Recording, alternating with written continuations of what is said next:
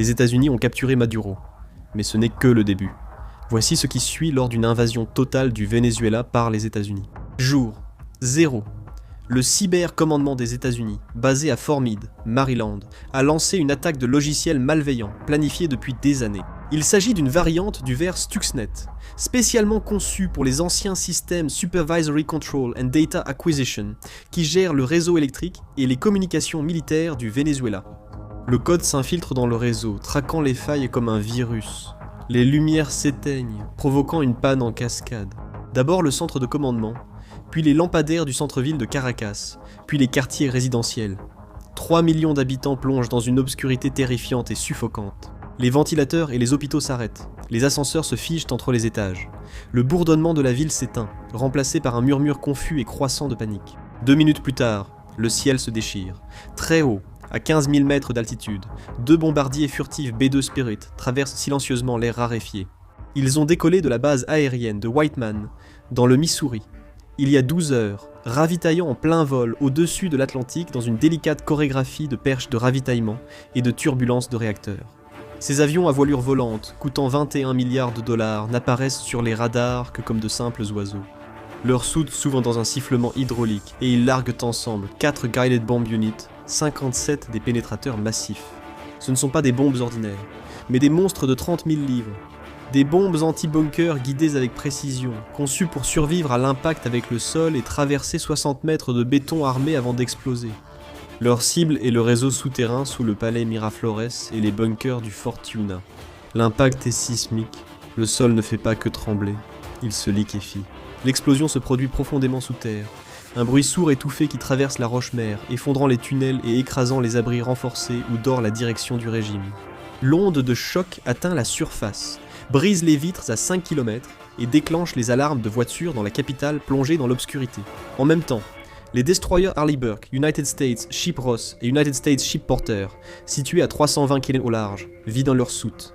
Les systèmes de lancement vertical jaillissent en colonnes de feu et de fumée blanche. Une 60 missiles de croisière Tomahawk fend le ciel nocturne. À 2 millions l'unité, cela représente une salve d'ouverture à 120 millions, une équation mathématique de destruction. Les missiles descendent en rase-motte, frôlant les vagues, puis épousant le relief de la côte, se déplaçant à 550 miles à l'heure. Ils sont autonomes, programmés avec les coordonnées exactes de leur cible. Ils atteignent leur cible avec une précision terrifiante. Des installations radars le long de la côte, des nœuds de communication dans les montagnes, le quartier général du service de renseignement Sebin. Les batteries S-300 VM du Venezuela, achetées à la Russie il y a 10 ans, activent frénétiquement leurs radars. Ce sont des systèmes puissants, pouvant engager des cibles à 250 km, mais ils sont aveugles. L'attaque informatique a coupé leur liaison avec le commandement central. Les écrans affichant de la neige, les rares commandants franchissant le verrouillage numérique tirent dans le vide, poursuivant des fantômes électroniques générés par les growlers américains hors de portée. À 4h30, le système nerveux de l'armée vénézuélienne s'est éteint, la tête coupée et le corps paralysé. 2 heures plus tard, le soleil se lève sur un pays brisé. D'épais panaches de fumée noire montent sur des kilomètres dans l'air humide du matin, signalant les tombes des stations radars et bunkers de commandement. Depuis le pont de l'United States Ship Gerald R. Ford, plus grand et cher navire de guerre du monde, la guerre aérienne débute vraiment. Le porte-avions, ville flottante de 13 milliards de dollars et 100 000 tonnes, tourne sa proue face au vent. Les catapultes électromagnétiques sifflent et claquent. 4 escadrons de FA, 18, E, Super Hornet et F-35C, Lightning. 2 décollent rapidement, un toutes les 30 secondes. Les post-combustion brillent à l'aube. Les F-35 mènent l'opération. Leur revêtement furtif les rend invisibles aux radars vénézuéliens restants, tandis que leurs capteurs collectent de toutes les données. Signature thermique, émissions radio, brouillage électronique, puis ces informations sont instantanément partagées avec toute la flotte. L'armée de l'air vénézuélienne se mobilise. Il possède 24 Su-30, Mark II flanqueurs chasseurs russes, lourds, bimoteurs, maniables, armés de missiles longue portée. La réalité était plus difficile. Après des années de sanctions et de pénurie de pièces, seuls 8 sont réellement opérationnels. Le reste est stocké dans des hangars et cannibalisé pour le câblage et l'hydraulique.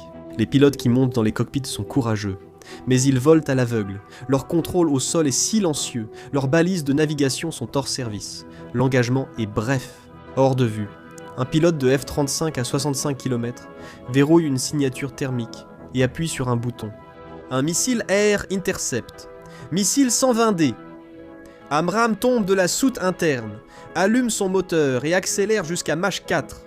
Le pilote vénézuélien dans le Su-30 ne le voit jamais. Il ne reçoit jamais de signal d'alerte. Son avion se désintègre simplement dans une boule de feu au-dessus de la mer des Caraïbes. En 45 minutes, la force aérienne vénézuélienne cesse d'exister en tant que force de combat. Le ciel est vide. Désormais, l'espace aérien appartient aux drones. Les MQ-9 Reaper, planant à 25 000 pieds comme des vautours, commencent le travail de démantèlement de l'armée. Ils traquent les chars, ils traquent les camions de troupes, ils traquent tout ce qui bouge avec une intention militaire. Un missile Hellfire coûtant 150 000 $ fond et pulvérise un camion de transport datant de la Seconde Guerre mondiale, transportant des conscrits. L'économie de la guerre est cruelle et inégale. Un missile à 1 million détruit un camion à 1 000 $. Le message est psychologique. Rien n'est sûr. 6 heures après, la mer est fermée. La marine américaine impose un blocus strict à 500 000 des côtes vénézuéliennes. C'est un cercle de fer. Rien ne passe. La marine vénézuélienne, avec ses frégates et patrouilleurs vieillissants, reste au port. Ils connaissent la situation. Un sous-marin de classe Virginia, caché sous les vagues avec ses tubes lance-torpilles prêts, pourrait couler toute la flotte en un après-midi sans jamais émerger. L'étranglement économique est total et immédiat. Le Venezuela tire 99% de ses revenus d'exportation du pétrole. Les pétroliers restent à quai à Puerto La Cruz, leurs équipages jouent aux cartes, observant la fumée de la ville. Les pompes et pipelines sont à l'arrêt. Le Trésor américain lance une alerte urgente. Toute entité commerçant avec le régime vénézuélien s'expose désormais à des sanctions secondaires. Les marchés mondiaux de l'assurance maritime paniquent immédiatement. Le coût pour assurer un pétrolier dans les Caraïbes grimpe de 4 000 en 1 heure. Aucun capitaine ne naviguera. Aucun assureur ne couvrira le risque. Les prix du pétrole réagissent aussitôt. Le Brent grimpe à 110 $ le baril. À Tokyo, Londres et New York, les marchés vacillent. Les compagnies aériennes clouent leurs avions au sol alors que le coût du carburant s'envole. Les entreprises de logistique suspendent les expéditions. L'économie mondiale vacille avec la perturbation de l'approvisionnement. La guerre est locale, la douleur mondiale. 12 heures plus tard, la guerre physique fait rage, remplie du grondement des moteurs et du fracas des explosifs. La guerre numérique, silencieuse mais destructrice, détourne la télévision d'État vénézuélienne et remplace son signal. Les écrans du pays diffusent un message préenregistré du département d'État américain, remplaçant musique martiale et discours. Une voix en espagnol localisée exhorte l'armée vénézuélienne à déposer les armes. « Votre combat n'est pas contre nous », dit-elle, calme et raisonnable. « C'est contre la kleptocratie qui a volé votre avenir. Rentrez chez vos familles. En même temps, le cybercommandement américain vise les avoirs financiers du cercle du régime. Des comptes bancaires au Panama, en Suisse et aux îles Caïmans sont gelés. Des milliards de $. Les plans de retraite des généraux et ministres disparaissent. D'un clic, la loyauté des officiers vénézuéliens vacille. Un général sans solde n'est qu'un homme déguisé. Les groupes WhatsApp cryptés des officiers intermédiaires bruisent de rumeurs. Qui déserte? Qui paie? Y a-t-il une amnistie? L'armée se désorganise avant l'arrivée des Américains. Jour 2, 6 heures. Au large de Puerto Cabello, des silhouettes sombres apparaissent. Les navires amphibies United States Ship Wasp et United States Ship New York ouvrent leurs grandes portes arrière. L'eau bouillonne. Les Landing Craft Air Caution rugissent en quittant les ponts d'envol. À 6 heures, ils atteignent la plage. Le sable s'envole, les rampes s'abaissent. La résistance, sporadique et désorganisée, se manifeste par quelques obus de mortier dans les vagues et un tireur embusqué tirant depuis une palmeraie. Le claquement du fusil se noie dans le vacarme des moteurs. Les marines de la 2e force expéditionnaire avancent avec une violence d'action écrasante. Des hélicoptères A, H, 1Z. Viper mitraille la lisière des arbres. Leurs canons de 20 mm résonnent comme de la toile qui se déchire, découpant palmiers et murs en parpaings. L'armée vénézuélienne, l'Ejército Bolivariano, compte officiellement 130 000 soldats, mais des milliers ont déserté au cours des dernières 24 heures. Ils ont faim, leurs bottes sont usées jusqu'à la corde et ils n'ont aucune envie de mourir. Pour un gouvernement qui les paie en moyenne 6 par mois, ils enlèvent leurs uniformes et se fondent dans la population civile. Cependant, les collectivos sont différents.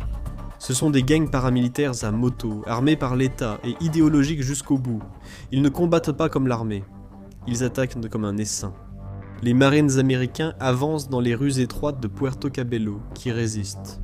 Des lance-roquettes anti-chars tirés des fenêtres, des cocktails Molotov lancés des toits, des explosifs artisanaux issus d'obus et des téléphones déclenchant des explosions sous les Humvee. La guerre high-tech vire soudain au chaos. Les Marines doivent quitter leurs véhicules, fouiller les bâtiments pièce par pièce, forçant les portes, redoutant ce qui les attend. Jour 3. L'objectif principal n'est pas Caracas, c'est la ceinture de l'Orénoque. Les États-Unis ne peuvent pas permettre que les champs pétrolifères brûlent. La catastrophe environnementale et économique serait trop grande. Le 75e régiment de Rangers réalise un important largage aéroporté près d'El Tigre. Des C-17 Globemaster déposent des centaines de parachutistes dans la savane. Ils doivent sécuriser les plateformes de forage et stations de pompage avant que les loyalistes ne les sabotent, affrontant une forte résistance de la garde nationale protégeant le pétrole. La fusillade au complexe pétrolier de San Tomé est intense et chaotique. Les Rangers américains, équipés de vision nocturne, d'optique thermique et d'un soutien aérien, ont l'avantage tactique. Les Vénézuéliens connaissent le terrain, utilisent les pipelines comme abri et tentent des embuscades depuis les fossés. L'infrastructure pétrolière, criblée de balles, laisse fuir du brut dans la savane, le liquide noir s'accumulant autour des bottes des vainqueurs. Jour 5, la première division blindée de l'armée américaine a débarqué. Une colonne d'acier avance sur des kilomètres. Chars M1 Abrams et Bradley fonçant vers Caracas dans un bruit métallique. L'avancée est lente, ponts détruits, routes minées, l'armée vénézuélienne retranchée dans les montagnes autour de Caracas. Ils emploient des missiles anti-aériens portables comme l'IGL-AS russe pour harceler les hélicoptères américains. Un Black Hawk s'écrase dans un ravin près de Maracay après avoir été abattu. Les images de l'épave en flammes passent en boucle sur Al Jazeera et Russia Today.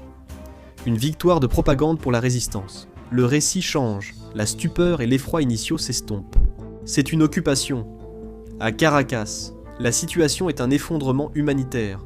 Pas d'eau, pompe hors service, pas d'électricité pour les réfrigérateurs. La nourriture manque, les pillages se multiplient, les supermarchés sont vides. Les forces américaines doivent nourrir 3 millions de personnes. La logistique est cauchemardesque. Acheminer rations et eau par avion coûte des millions par jour. Les libérateurs gèrent désormais un État en faillite. 2 semaines plus tard, la guerre conventionnelle prend fin. L'armée vénézuélienne s'est dissoute, mais la guerre continue sous une autre forme.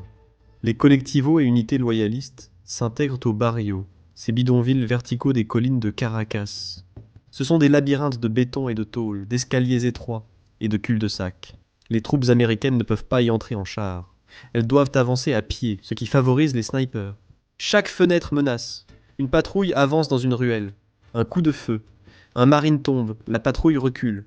Des tirs percent un mur en parpaing. Une famille à l'intérieur est éliminée. L'incident devient viral en quelques minutes. Le massacre de Titari hurle les gros titres. Des manifestations anti-américaines éclatent à Bogota, Mexico et Buenos Aires. L'ambassade des États-Unis à Lima est bombardée de pierres et de peintures. Les retombées diplomatiques sont radioactives. Le Brésil et la Colombie, d'abord favorables à l'intervention, commencent à faire marche arrière. Ils sont submergés par de nouvelles vagues de réfugiés. 2 millions de personnes fuyant les combats et franchissant les frontières. Leur accueil coûte très cher, épuisant les budgets sud-américains. Des tentes s'étendent sur des kilomètres aux frontières, et les maladies se propagent. Un mois plus tard, Washington déclare la victoire. Le régime est tombé. Un conseil de transition est installé au palais présidentiel. Mais la réalité sur le terrain est sombre. Les États-Unis comptent 40 000 soldats sur place. Le Pentagone réclame 20 000 renforts pour sécuriser l'approvisionnement. Le coût de l'opération dépasse déjà 200 milliards plus que la première année de la guerre en Irak. Le pétrole coule de nouveau, mais les sabotages restent là fréquents. Les oléoducs sont régulièrement détruits. Chevron et ExxonMobil hésitent à revenir. La prime de risque est trop élevée. L'assurance est inabordable. Russie et Chine profitent du chaos, alimentant une guerre brutale, tandis que les États-Unis remportent une victoire tactique en éliminant le dictateur. La réalité stratégique reste sombre. Chez soi, le soutien public chute avec la hausse des déficits et le retour des cercueils drapés de drapeaux. L'invasion confirme une dure maxime. Il est facile de briser une maison de verre, mais il est plus difficile de marcher sur les éclats. Des milliers de morts, des millions de déplacés et des milliards gaspillés. Les États-Unis ont acheté un pays brisé.